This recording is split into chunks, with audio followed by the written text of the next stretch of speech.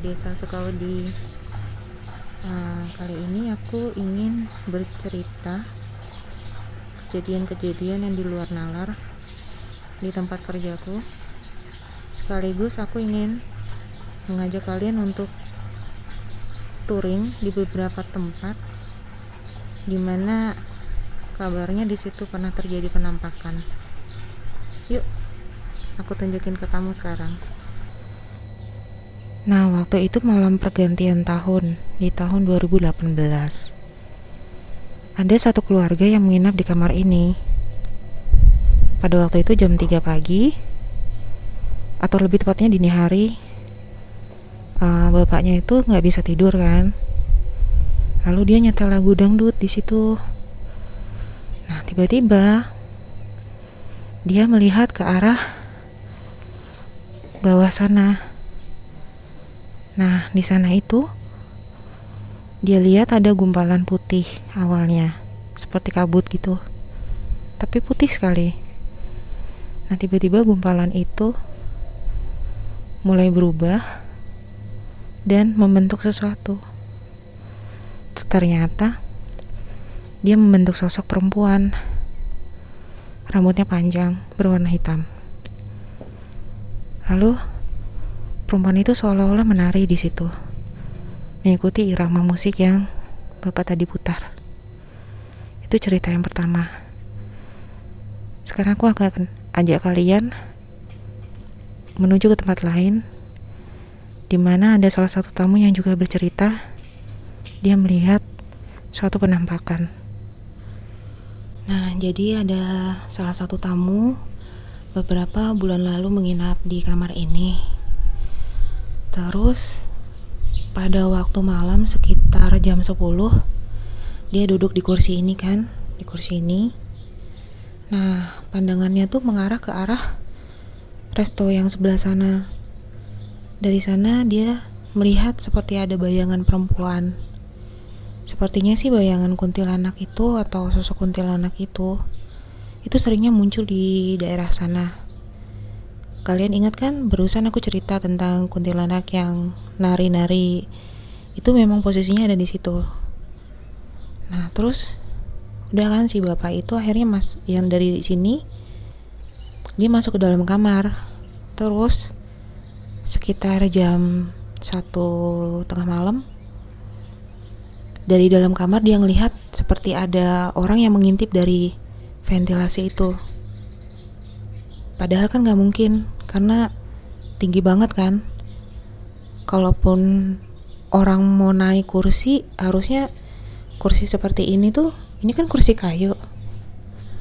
Kalau diseret dia akan bunyi gitu. Itu gak ada bunyinya.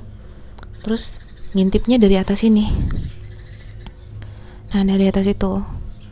Nah, terus karena penasaran, si bapak tadi itu keluar dari kamar. Dia, ini ada pintu menuju ke taman.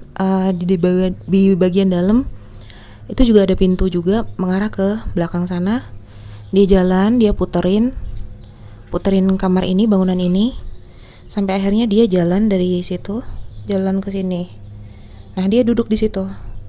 Dari situ dia ngeliatin, ternyata ada kuntilanak itu lagi melayang, kepalanya nyampe di ventilasi situ.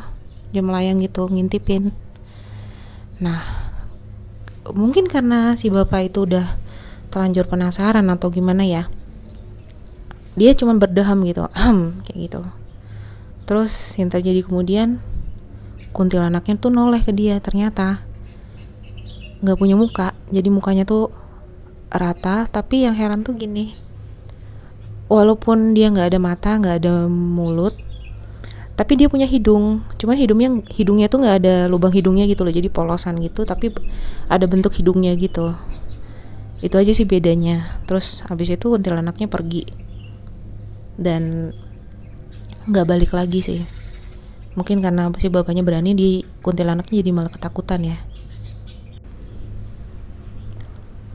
Terus bulan lalu tuh pernah ada juga satu keluarga yang nginap di sini. Di sini kan ada 2 double bed plus ruang tamunya kan. di dalam itu.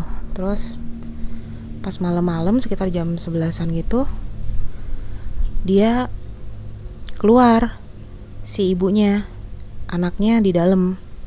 Suaminya waktu itu nggak ikut. Nah, dia duduk di situ. Kemudian tiba-tiba pohon pisang itu salah satu daunnya dia bergerak gitu. Dia bergerak naik turun kayak gitu kan. Tapi herannya daun yang lain tuh nggak bergerak, nggak kena angin, dan memang tidak ada angin pada malam itu. Nah, terus tiba-tiba dia lihat ada sosok nenek-nenek, badannya kecil, berdiri di situ, tepat berdiri di situ.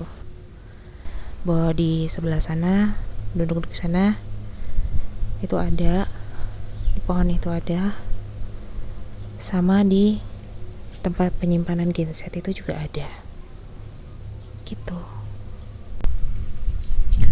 Nah, kalau di taman ini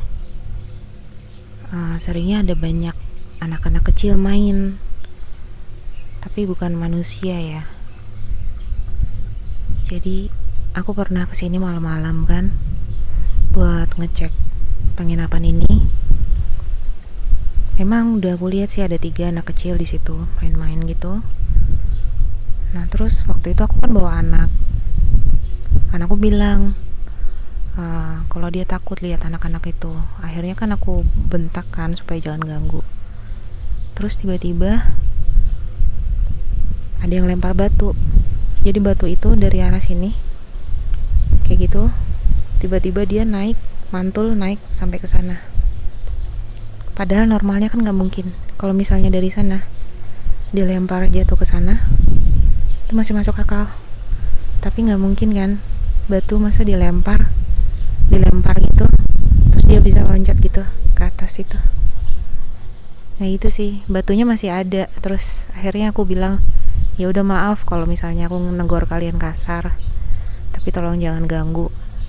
Udah, setelah itu nggak pernah lagi sih diganggu. Itulah beberapa kejadian yang pernah terjadi di penginapan ini. Sekian dulu ya, dan terima kasih.